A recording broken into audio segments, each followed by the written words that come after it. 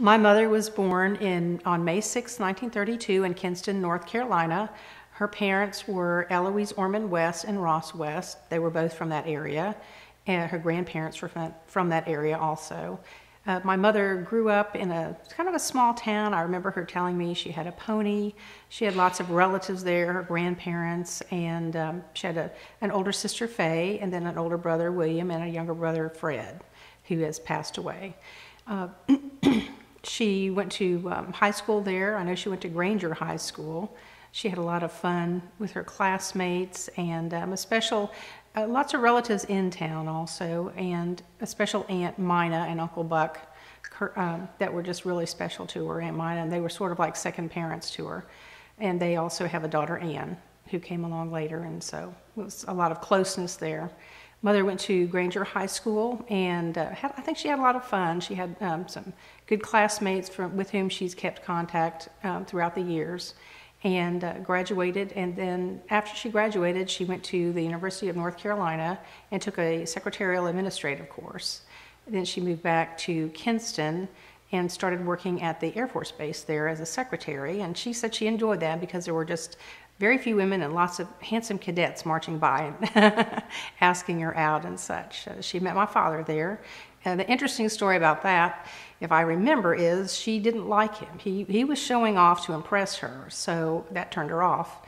And she would not go out with him. So one of her friends wanted to use my father's car for a date with her boyfriend. So she called my mother, and my father went by Bob. But she called my mother and she said, would she double date with Paul and them? And my mother said, sure.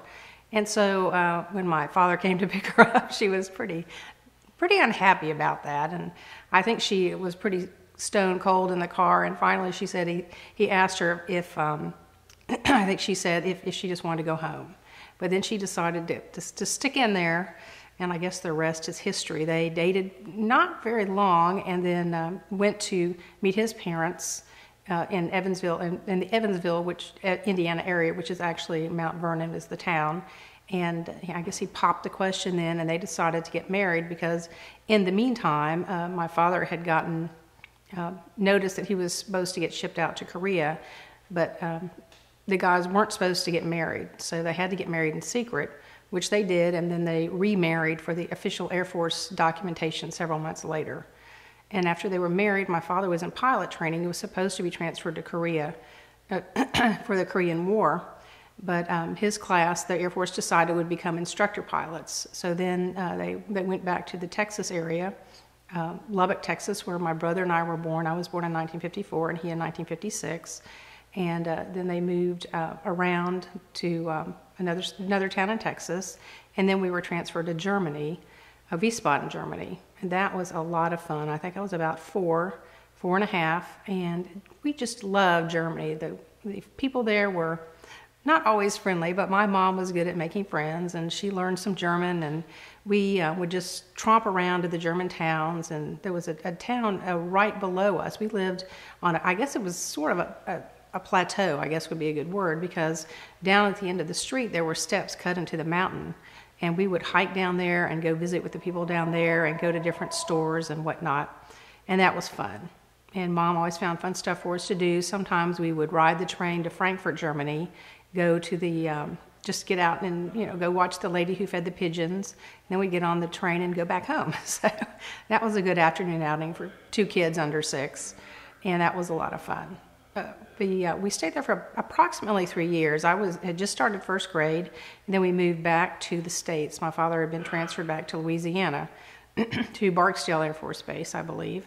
And we had some fun. It was good to see family. We saw the Barbers, and then we went in New York, and then we went down to North Carolina and stayed with Aunt Beulah Dare and her family and had a lot of fun. And Aunt Beulah Dare took me to school and spoiled me, and that was a lot of fun. And from there, then we did move to Louisiana. We stayed there for about 3 years, I believe. I was in the third grade. I finished the 3rd grade there. And we got our first dog, Lucky. He was a beautiful red Cocker Spaniel.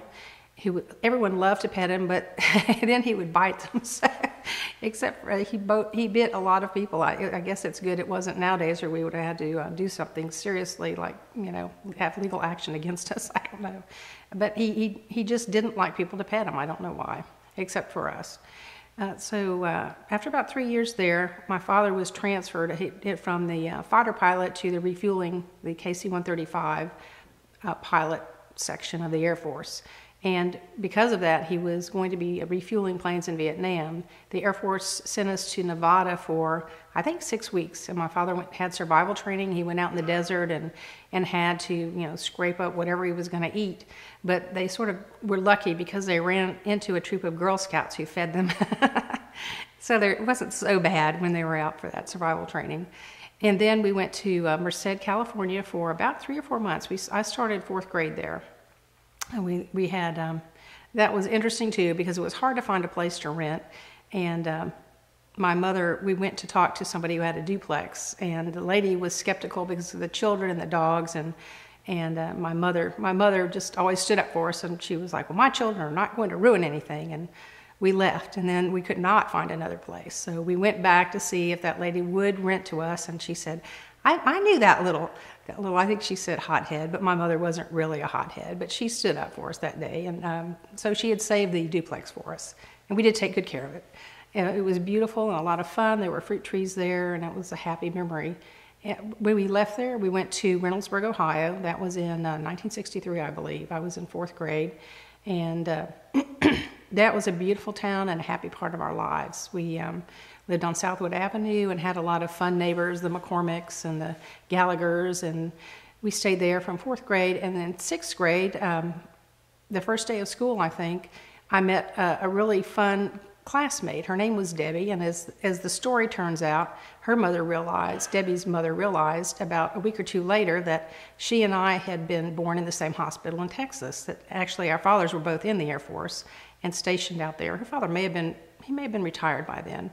But at any rate, she and I were instant best friends, and we didn't know that we had been crib mates. And we've kept in touch. She's now Debbie Patchen of Ohio, and we've kept in touch throughout the years. And she was a special part of Mom's life and our lives, too. And after we were in Reynoldsburg, my father decided to get out of the Air Force, which he did, and we moved to a small town called Monroe, Ohio. He decided that he wanted to sell farm equipment. He had been raised on a farm and thought that would be fun, so he did that. And while we were there, he came down with cancer and had surgery and wasn't doing well, so my mother decided to move us back to North Carolina, to Greenville, North Carolina, to be with family. So we moved back there, and then my father passed away shortly thereafter, and Mom just picked up the reins and took off. She went back to night school, brushed up on her secretarial skills, and ended up, I think, working at the university there for a short while, and then she got offered a job with Burroughs Wellcome, which is a pharmaceutical company. It's now GlaxoSmithKline, I think. She worked there for a number of years, took early retirement in 1991 because she wanted to move to Texas to be near me, and she did. She moved down, and we lived 3 minutes away from each other for probably about 9 years. And then my husband and I moved to this house, and we just always lived close. We could talk to each other every day on the phone if we wanted to. My mother developed an active interest in the computer. So she bought a computer. She was always fashion forward and always liked to try new things. And in fact, one of my favorite things is she would try new things, and then she would say, don't bother doing that because you won't like it because of this and this and that. And it was funny. We'd talk about, well, Mom, what do you think about this particular thing? And she'd go, well, the only thing wrong with that is, and then she would have thought about the downside. So she was good about thinking of things like that. And we really had a lot of fun going to tea rooms and shopping and doing holidays, Christmas and birthdays together. And we just had a lot of fun together.